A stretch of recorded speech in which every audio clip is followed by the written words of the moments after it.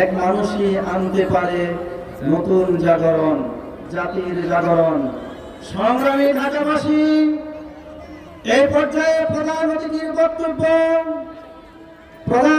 বক্তব্য রাখবেন আজকের প্রধান অতিথি, বাংলাদেশের মাটি ও মানুষের মহান নেতা, যার নেতৃত্বে মানুষ নতুন জাগরণের আশা জাগরিতে সঞ্চারিত হয়েছে।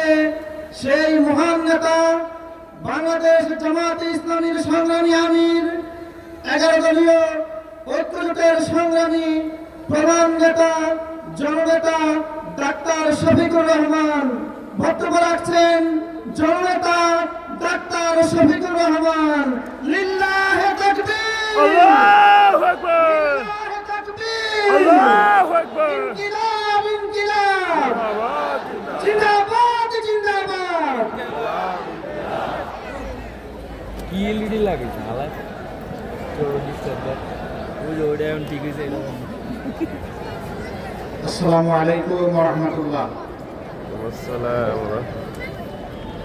সম্মানিত ধানমন্ডি এলাকাবাসী ভাই ও বোনেরা, আপনারা কেমন আছেন? আলহামদুলিল্লাহ। আলহামদুলিল্লাহ রাব্বিল আলামিন, ওয়াসসালাতু ওয়াসসালামু আলা রাসূলিহিল কারীম ওয়া আলা আলিহি ওয়া সাহবিহি ওয়া আহলি বাইতি আজমাইন। আপনারা না বসলে দেখতে পারবেন। আসন্ন 12 ফেব্রুয়ারি নির্বাচন সামনে রেখে ঢাকা 10 আসন রাজধানীর এই মর্যাদাপূর্ণ আসনে 11 দল সমর্থিত বাংলাদেশ জামায়াতে ইসলামী মনোনীত সংসদ সদস্য পদপ্রার্থী চট্টগ্রাম বিশ্ববিদ্যালয় ছাত্র সংসদের সাবেক নির্বাচিত ভিপি জননেতা জনাব জসিমউদ্দিন সরকারের সমর্থনে এবং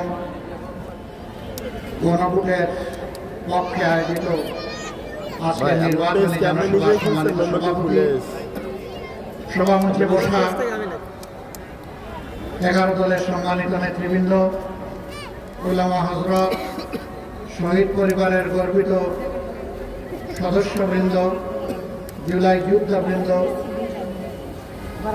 ধানমন্ডি এলাকার ভাই ও বোনেরা, সাংবাদিক বন্ধুগণ,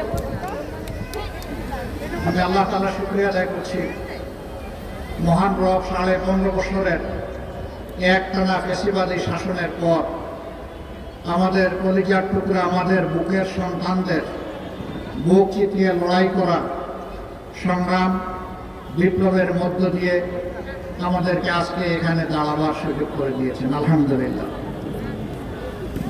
5 আগস্ট 24 সালের এই পরিবর্তন, এই বিপ্লব না হলে আমিও এখানে দাঁড়াতে পারতাম না, আপনারাও এখানে এইভাবে এসে বসতে পারতেন না।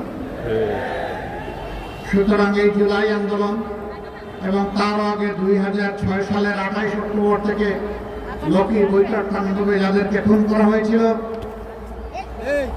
তৎকালীন ফ্যাসিস্ট সরকার ক্ষমতায় আরোহণের মাত্র 1.5 মাসের মাথায় আমাদের সঙ্গীতে অবস্থিত পিলখানায় 57 জন সামরিক অফিসারকে যেভাবে নির্মমভাবে পরিকল্পিতভাবে খুন করা হয়েছিল, পরবর্তী পর্যায়ে বিচারের নামে চরম অবিচার করে জামাতে ইসলামের নেতৃবৃন্দকে যেভাবে খুন করা হয়েছে, অন্যান্য দলের নেতৃবৃন্দকে খুন করা হয়েছে, কর্মীদেরকে খুন করা হয়েছে, আলেম ওলামাকে খুন করা হয়েছে এবং হাজার হাজার মামলা দিয়ে, লক্ষ লক্ষ মামলা দিয়ে কোটি মানুষকে তারা নির্যাতন করেছে।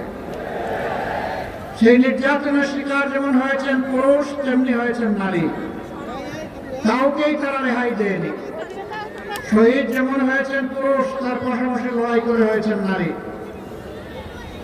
15.5 বছর টানা আমরা সংগ্রাম করেছি, প্রতিবাদ করেছি, আন্দোলন করেছি, কিন্তু আমরা ফ্যাসিস্টদেরকে সরাতে পারি নাই। শেষ পর্যন্ত মানুষ ধারণা করে নিয়েছিল কেউ কেউ এরা বোধহয় আর সহজে বিদায় নেবে না। সম্ভবত 41 সাল পর্যন্ত এরা দাঁতে কামড় দিয়ে গায়ের জুড়ে জাতির ঘাড়ে বোঝা হয়ে থাকবে, কিন্তু আল্লাহ তাআলা কুন ফায়াকুনের মালিক। আল্লাহ তাআলা ক্ষমতা দিয়ে পরীক্ষা করেন, যারা ব্যর্থ হয়ে আল্লাহর প্রতি বিদ্রোহী হয়ে উঠে আল্লাহ তাদেরকে শাস্তির মুখোমুখি করেন। তুতিল মুলকা মান তাশা ওয়া তানজিউল মুলকা মিম্মান তাশা। আল্লাহ যাকে চান ক্ষমতা দিয়ে সুযোগ দেন, পরীক্ষা করেন। কেউ যদি বিদ্রোহ করে, কেউ যদি অন্যায় অপরাধে দেশটাকে সমাজটাকে ভরে দেয়, তাহলে আল্লাহ তাআলা তার কাছ থেকে ঝাপটা মারে কি সেই ক্ষমতা শুধু নেন না, তাকে আছাড় দিয়ে অপদস্থ করেন। এরপরের জায়গায় বলা হয়েছে তুইজ্জু মান তাশাউ ওয়া তুযিল্লু মান তাশাউ বিয়াদিকাল খায়র ইন্নাকা আলা কুল্লি শাইইন কাদির। আল্লাহ যাকে চান তাকে ইজ্জত দেন, সম্মান দেন, আবার যাকে চান তাকে আল্লাহ লাঞ্ছিত করেন।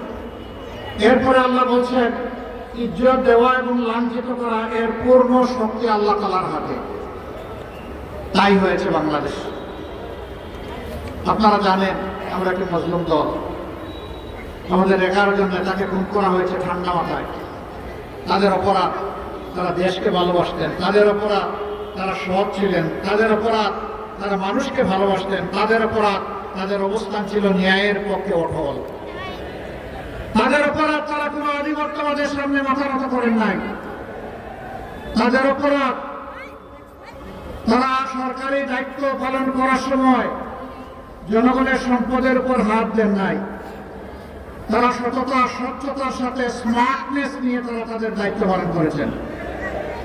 এরকম মানুষ যদি সমাজে বেড়ে যায় তাহলে মতলববাজদের 12টা বাজবে। এই জন্য সমস্ত কুচক্রী মহল এক হয়ে তাদেরকে খুন করেছে, দেশি বিদেশি কুচক্রী মহল। সম্মানিত বন্ধুগণ, 13.5টা বছর আমাদের সবগুলো অফিস বন্ধ। এটা আর কোনো দলের হয় নাই, কোনো দলের শীর্ষ 11 জন নেতাকে খুন করা হয় নাই। তারপরে আমাদের নিবন্ধন কেড়ে নেওয়া হলো, আমাদের প্রতীক কেড়ে নেওয়া হলো, আমাদের নেতৃবৃন্দের ঘর দুয়ার বোল্ডোজার দিয়ে ভেঙে চুরমার করে দেওয়া হলো। আমাদের হাজার হাজার সহকর্মীকে বিভিন্ন জায়গায় তাদের চাকরি কেড়ে নেওয়া হলো, তাদের দোকানপাট ব্যবসা বাণিজ্য লুট করা হলো। আবার আমাদের শত শত কর্মীকে মা বাপের, স্ত্রীর, সন্তানের, ভাইয়ের, বোনের বুক থেকে তুলে নিয়ে তাদেরকে গুম করা হলো, আয়না করে রাখা হলো। এটা শুধু আমাদের জন্য ছিল না, আমাদের জন্য সবার চেয়ে বেশি ছিল এবং ভিন্ন ভিন্ন কায়দায় ছিল, যেটা অন্যদের ছিল না। কিন্তু জুলুম সারা জাতির পর, সমস্ত দলের পর, আলেম ওলামার পর, সাংবাদিক মহলের পর, এই সমাজের বিশিষ্টজনদের পর কাউকে এরা ছেড়ে কথা বলে। কার্যত গোটা বাংলাদেশকে একটা কারাগারে পরিণত করেছে, একটা জল্লাদখানায় পরিণত করেছে। সারা বাংলাদেশ ছোট ছোট রক্ত আর খাড়ি খাড়ি লাশ দিয়ে তারা ভরে দিয়েছে। সব কিছু পর আল্লাহ তাআলার নিয়ামত হিসেবে দেশের মানুষের জন্য 5 আগস্ট এসেছিল। এই মজলুম দলটির পক্ষ থেকে সারাতেই ঘোষণা দেওয়া হলো আমরা আমাদের উপর জুলুম নির্যাতনের কারণে দল হিসেবে তার উপর থেকে আমরা প্রতিশোধ নেব না। তবে ক্ষতিগ্রস্ত ব্যক্তি এবং পরিবার তারা যদি ন্যায় বিচার চাওয়ার জন্য আদালতে যায়, তাদেরকে আমরা সর্বাত্মক সহযোগিতা দেব। আমরা আমাদের কথা রেখেছি, প্রতিশোধ নেই নাই। যারা আইনের আশ্রয় নিয়েছেন তাদেরকে আমরা সহযোগিতা দিয়ে চলছি। আমরা কথা দিয়েছিলাম আমাদেরকে যেভাবে সর্বশান্ত করা হয়েছে, আমরা তার প্রতিশোধ নিতে গিয়ে কারো সম্পদের দিকে চোখ তুলেও তাকাবো না, আমরা চাঁদাবাজি করবো না। আপনারা বলুন, আমরা কি চাঁদাবাজি করেছি? গত 17 মাসে আমরা কোথাও চাঁদাবাজি করি নাই। আমরা বলেছিলাম আমরা শত শত হাজার হাজার মানুষকে মামলার আসামি বানিয়ে মামলা বাণিজ্য করবো না। আমরা মামলা বাণিজ্য করি নাই, আমরা কথা রেখেছি। আমরা বলেছিলাম এদেশে 5 তারিখ থেকে কোনো প্রশাসন ছিল না, সরকার ছিল না। আমাদের কর্মীদেরকে বলেছিলাম এবার স্বেচ্ছাসেবী হয়ে জনগণের জীবন, ইজ্জত এবং সম্পদের পাহারাদার হয়ে যাও। আমাদের লক্ষ লক্ষ কর্মী সারা বাংলাদেশে সমস্ত ধর্মীয় প্রতিষ্ঠান, সকল ধর্মের ভালনারেবল হাউসেস এবং যাদের পটেনশিয়াল রিস্ক ছিল ক্ষতিগ্রস্ত হওয়ার, তাদেরকে আমরা পাহারা দিয়েছি। এমনকি যে পুলিশ বাহিনী আমাদের অনেক ক্ষতি করেছে, আপনারা শুনে অবাক হবেন, আমরা পুলিশের ঊর্ধ্বতন কর্মকর্তাদের সাথে বসে বলেছি আপনারা আপনাদের দায়িত্ব পালন করুন। তারা বলেছে আমরা শঙ্কিত এবং আমাদের হাতে লজিস্টিক নাই, অনেক জায়গায় বসার পরিবেশ নাই, অনেক জায়গায় চেয়ার টেবিল পর্যন্ত গুড়িয়ে গেছে, পুড়িয়ে গেছে, লুট হয়ে গেছে। আমরা বলেছিলাম আমরা আপনাদের পাশে আছি, আমরা এগুলো সরবরাহ করব। তারা তখন বলেছিলেন থানার ভিতর আমরা অনিরাপদ মনে করছি। আমরা বলেছিলাম থানার ভিতরে আপনারা কাজ করবেন, বাইরে আমরা পাহারা দেব। অবাক করা কাণ্ড, যাদের হাতে আমাদের শত শত সহকর্মী খুন হয়েছেন তাদেরকে আমরা সেদিন পাহারা দিয়েছিলাম। আপনারা বলবেন কেন এই কাজ করতে গেলে এটাকে অন্যায়কে সমর্থন করা হল না? বন্ধুগণ, সারা বিশ্বের অনেক দেশ ঘোরার সুযোগ আল্লাহ তাআলা আমাকে দিয়েছেন। আমি দুনিয়ায় এমন কোনো দেশ খুঁজে পাইনি যেই দেশ পুলিশ ছাড়া চলতে পারে, কিন্তু দুনিয়ায় কিছু কিছু দেশ এবং অঞ্চল পেয়েছি যে দেশ কিংবা অঞ্চলে নিজস্ব কোনো সেনাবাহিনী নাই। পুলিশ আমাদের লাগবেই। সেই পুলিশকে আস্থায় ফিরিয়ে আনা, তাদেরকে তাদের নিজের কাজকর্মের জন্য, অতীতের জন্য অনুশোচনার সুযোগ দেওয়া, এটা ছিল আমাদের নৈতিক দায়িত্ব। আমরা সেই সুযোগ তাদেরকে দিয়েছি।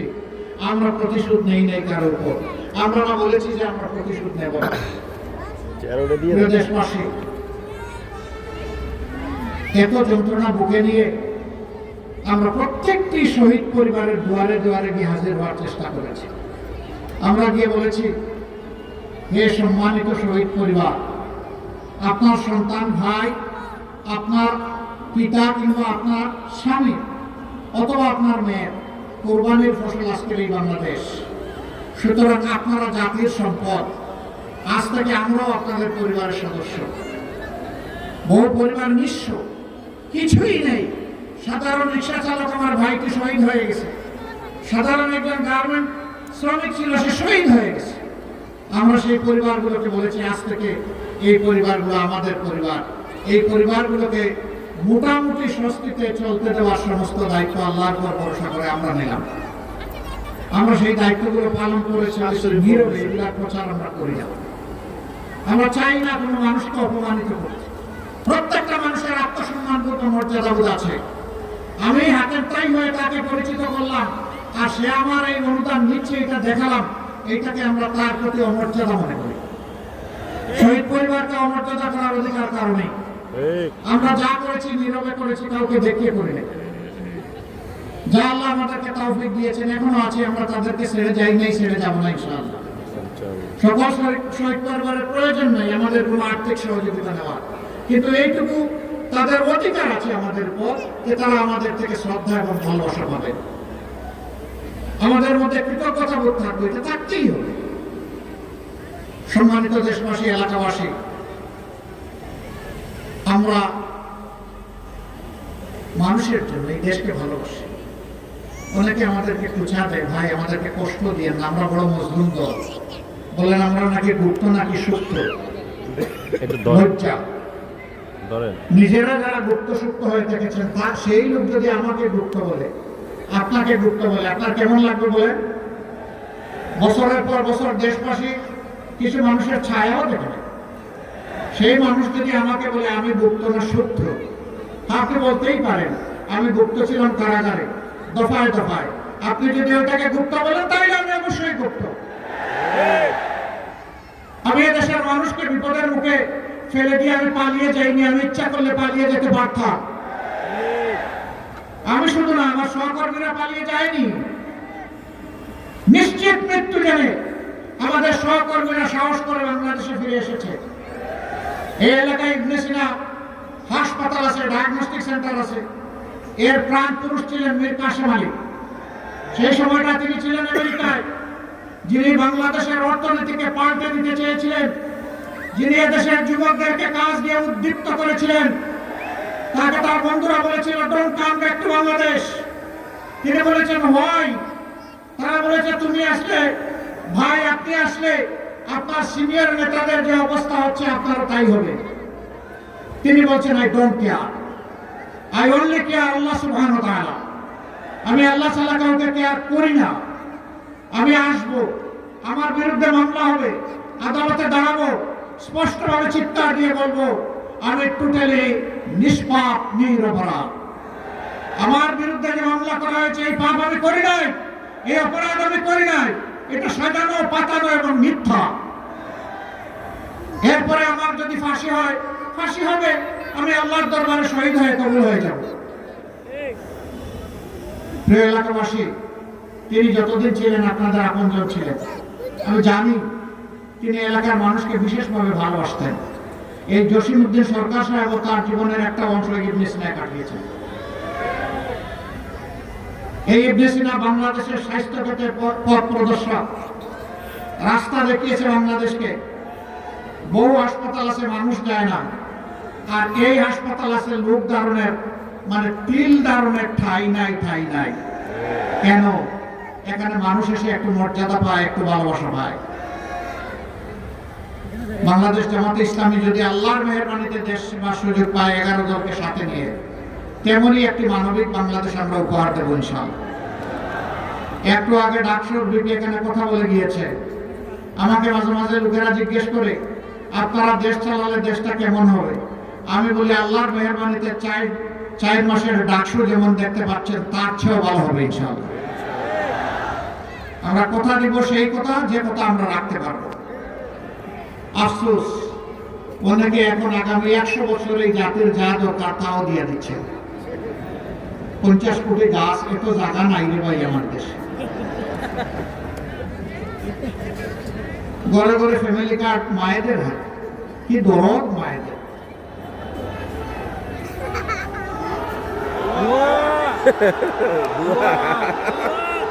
একদিকে মায়েদের হাতে ফ্যামিলি কার্ড, আরেকদিকে মায়েদের গায়ে নিজের হাত। হুঙ্কার দিয়ে ক্ষমতার কোনো খবর নাই, মনে হয় যেন এখনই ক্ষমতার দাপটে অস্থির। হুঙ্কার দিয়ে কেউ কেউ বলছেন, পর্দাসীন কোনো মেয়ে যদি ভোট চাইতে কোথাও ক্যাম্পেইন করতে আসে, তার কাপড় তুলে দেওয়া। লজ্জা! এগুলা কুলাঙ্গার। এগুলা কি কোনো মায়ের গর্ভ থেকে জন্ম নেয় নাই? যদি জন্ম নিয়ে থাকে তাহলে কেমনে বলে একজন মায়ের গা থেকে টান দিয়ে কাপড় তুলে দিবা? আপনারা দেখেছেন, শুধু ভোট চাওয়ার অপরাধে একজন পর্দাসীন মায়ের পেটে লাথি দিয়েছে। মায়ের মর্যাদা কখন শিখবা? পরিবার কোন ভদ্রতা শিখায় নাই? সবাই তো একজন মায়ের পেট থেকে দুনিয়া এসেছে। আমি তাদের প্রতি অনুরোধ করবো, আগে নিজের মাকে সম্মান করতে শেখো, নিজের বোনকে সম্মান করতে শিখো, নিজের প্রিয়তমা স্ত্রীকে সম্মান করতে শিখো, নিজের মেয়েকে সম্মান করতে শিখো। তাহলে বাংলাদেশের 9 কোটি মাকে তোমরা সম্মান করতে পারবা। মনে রাখবা, জুলাইয়ের আন্দোলন এমনি সফল হয় নাই। 15 জুলাই যখন ঢাকা বিশ্ববিদ্যালয়ে আমাদের কলিজার টুকরা মেয়েদের গায়ে হাত দেওয়া হয়েছিল, সেদিনই বাংলাদেশ জ্বলে উঠেছিল। মায়ের সন্তানেরা সব সহ্য করতে পারে, কিন্তু মায়ের অপমান বরদাস্ত করতে পারবে না। এরপরে আমরা কি দেখলাম? চূড়ান্ত মুহূর্তে 4 তারিখ অনেক মা সরাসরি রাস্তায় নেমে এসেছেন, পানি আর খাবার দেওয়ার জন্য নয়, সরাসরি প্রতিবাদ এবং লড়াই করার জন্য। একজন মা এই উত্তরার রাজপথে 10 মাসের সন্তান তুলে নিয়ে চলে এসেছেন। আমার সাংবাদিক বন্ধুটি প্রশ্ন করেছে, মা আপনি সাংঘাতিক কাজ করলেন। তিনি বললেন, কি করলাম? ওই যে অবশ শিশু মুখে নিয়ে আপনি এখানে এসেছেন কেন? মুহুর্মুহুগুলি একের পর এক লাশ পড়ছে, আপনি কেন এখানে এসেছেন? তিনি বললেন, আমি কি জন্য এসেছি জানতে চান? আমি এসেছি শহীদ হওয়ার জন্য। সন্তান আমার একটা নয়। আজকে বাংলাদেশের প্রত্যেকটি রাজপথে যতটা তরুণ তরুণী নেমেছে, সবগুলো আমার সন্তান। আমি তাদেরকে সাহস যোগাতে এসেছি। আমি যোগাতে এসেছি যে মারা কাপুরুষ নয়, তারা ভয় পায় না। তোমরা লড়ে যাও, অন্যায়ের সামনে মাথা নত করবো না। তোমরা নিজের মাথা উঁচু করে প্রয়োজনে শহীদ হও, আর এই জাতির মাথা উঁচু করে দাও। সেই মাকে অপমান করে সেই মায়েরা ঢাকা বিশ্ববিদ্যালয়ের রাজপথে লড়াই করে তাদেরকে গর্বিত করব, তাদের হাত শক্তিশালী করব, তাদের সমস্যার সমাধান করব। শিল্পে, চামড়া শিল্পে বাংলাদেশ বিশ্বে নজির স্থাপন করবে ইনশাআল্লাহ।